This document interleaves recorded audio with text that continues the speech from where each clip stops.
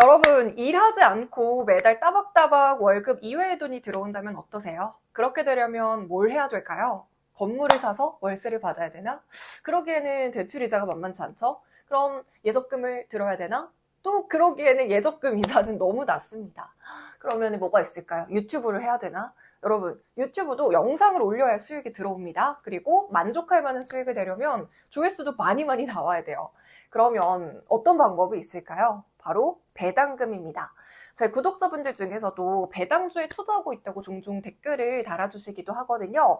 우리의 소중한 여유자금을 배당금을 통해서 돈이 들어오는 구조를 만드는 방법 알려드리겠습니다. 오늘은 수페TV님께서 쓰신 이거, 나는 배당 투자로 매일 스타벅스 커피를 공짜로 마신다. 이 책의 내용을 몇 가지 소개해 드리려고 합니다. 자, 이 책은요, 내가 얼마를 투자하면 어느 정도 수준의 배당금을 받을 수 있는지, 괜찮은 배당주들은 뭐가 있는지, 매달 내야 되는 통신비 있잖아요. 이거를 배당금으로 퉁치려면 어떻게 해야 되는지 등 배당 투자 입문자들도 쉽게 이해할 수 있는 내용들로 구성이 되어 있기 때문에 여러분들도 이 책 읽어보시기를 추천해 드리겠습니다. 자, 그럼 일단 우리가 배당 투자를 하기 위해서 알아야 될 게 있습니다. 자, 네이버에 증권 탭에 가서 국내 증시를 누르고 여기 배당을 누르면 배당주들이 쭉 나오거든요. 그럼 여기 배당금이나 수익률로 쭉 나열하면 배당금이 일단 높은 종목들을 살펴볼게요. 지금 한국 쇠석유 같은 경우에는 25,000원, 삼성화재우 같은 경우에는 16,005원, 뭐 고려 아연의 경우에는 15,000원으로 이렇게 쭉 나와 있잖아요. 그러면 이렇게 생각하실 수가 있어요. 한국 쇠석유가 지금 배당금이 25,000원이니까 이게 가장 높네. 여기에 투자하면 되겠네? 이렇게 생각하실 수가 있잖아요. 근데 여러분, 배당금을 많이 받는다고 하더라도 주가가 떨어지면 내 원금이 깎이잖아요. 따라서 배당금을 많이 준다고 무조건 좋은 게 아닙니다. 그러면 배당 투자를 할 때 꼭 점검해야 되는 것은 무엇이 있을까요? 5가지로 정리해 드릴게요. 자, 일단 첫 번째로는 매출입니다. 이건 가장 기본적인 거죠. 돈을 잘 벌어야 배당을 계속 더 많이 주겠죠. 배당주를 선택할 때도 단순히 배당률, 배당금 이런 것만 보는 것이 아니라요. 매출을 같이 보는 건 필수입니다. 그리고 두 번째는 순이익인데요. 앞서서 매출을 통해서 기업이 성장하고 있는지 아닌지 전체적인 방향성을 확인을 했잖아요. 그렇다면 순이익은 기업의 내부를 들여다볼 수 있는 부분입니다. 따라서 매출과 순이익을 같이 봐야 되는 거죠. 매출은 늘었는데 순이익이 줄었다면 어떤 요소 때문인지, 이게 단기적인 이슈인지 다음 분기까지 영향을 미치는 문제인지 체크해 주셔야 됩니다. 그리고 세 번째로는 바로 영업 현금 흐름입니다. 이 부분은 나에게 들어오는 배당금을 간접적으로 확인할 수 있는 부분이기도 해요. 기업은 매출, 부동산, 배당 수입 여러 가지로 돈이 들어오잖아요. 근데 그 돈으로 판공비, 대출이자, 법인세 이런 것들이 냅니다. 이때 기업은 당연히 나가는 돈보다 들어오는 돈이 많아야 우리가 배당금을 안정적으로 받을 수가 있어요. 따라서 영업 현금 흐름이 꾸준히 증가하고 있는지를 체크하셔야 합니다. 그리고 네 번째는 배당 연수입니다. 이 배당 연수가 뭐냐면요, 얼마나 배당금을 오랫동안 주었는지를 확인을 하는 건데요. 설립 이래로 최초로 배당금을 준 회사랑 30년 내내 배당금을 꾸준히 준 회사 중에서 여러분은 어떤 회사를 선택하실 건가요? 당연히 30년 동안 배당금을 꾸준히 준 회사겠죠. 꾸준히 배당금을 줬으니 앞으로도 계속 배당을 줄 수 있다라는 신뢰도가 더 크기 때문입니다.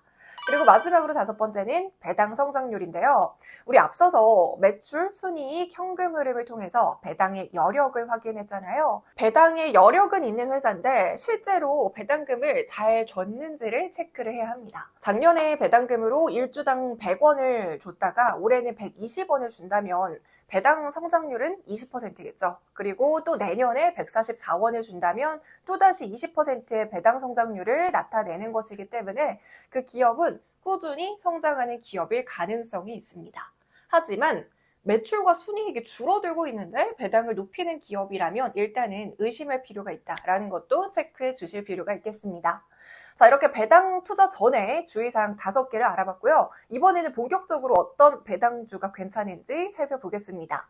자, 우리가 주식이나 투자를 할 때 리스크를 줄이기 위해서는 분산 투자를 하는 것이 중요하잖아요. 마찬가지로 배당주에 투자를 할 때도 분산 투자를 하는 것이 상대적으로 안전하다고 할 수가 있습니다.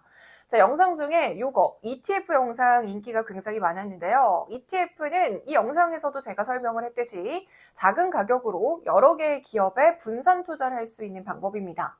그럼 배당 ETF를 골라보는 것도 방법이겠죠. 자, ETF를 투자할 때도 역시나 5가지를 체크를 해야 되는데요. 상장일, 총 보수, 자산 규모, 투자 기업, 과거의 성적입니다. 당연히 상장된 지 오래될수록 총 보수, 그러니까 운용비가 적을수록, 자산 규모는 클수록 투자 기업이 어떻게 구성이 되어 있고 비중은 어떤지도 체크를 해주셔야 되고요. 그리고 과거의 연평균 수익률과 배당률은 어떠한지 이렇게 5가지를 체크하셔야 됩니다. 제가 이 영상에서도 안정적으로 모아갈 수 있는 ETF를 미국의 S&P 500 지수를 추종하는 ETF라고 소개를 해드렸잖아요. 역시나 이 ETF 역시 배당금을 주기 때문에 장기적으로 모아가기 좋은 ETF 상품입니다. 자, 미국 S&P 500 지수에 직접적으로 투자를 할 수 있는 ETF 상품은 크게 4가지가 있는데요. SPY, IVV, VOO, SPLG 이렇게 4가지가 있습니다. 그런데 대다수의 투자자분들이 SPY에 많이 투자를 하시죠. 왜냐하면 이 SPY는 1993년에 상장해서 굉장히 오랜 역사가 있고 자산의 규모도 크기 때문입니다. 하지만 앞에서 ETF 투자할 때 자산 규모랑 상장일도 중요하지만 과거 성적, 투자 기업, 총 보수도 체크하라고 말씀을 드렸죠.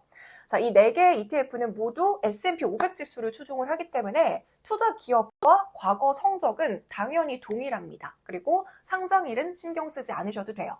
그러면 자산 규모랑 총 보수 이 2가지가 중요한데 SPY의 경우에는 총 보수가 0.09%로 다른 3개 ETF보다 3배나 이제 운용비가 높습니다. 그러니까 똑같이 S&P 500 지수를 추종하는 ETF인데 SPY에 투자를 하면 운영비를 더 많이 내면서 비싸게 투자를 해야 된다는 뜻이죠. 현재 이 4개 ETF 중에서 총 보수가 가장 낮은 것은 SPLG가 0.2%로 가장 낮고요. 한 주당 가격도 SPY는 547달러, 우리나라 돈으로 75만 원 수준이지만 SPLG는 64달러, 그러니까 8만 원대로 낮기 때문에 매달 적립식으로 모아가기에도 부담이 없다는 결론이 나옵니다.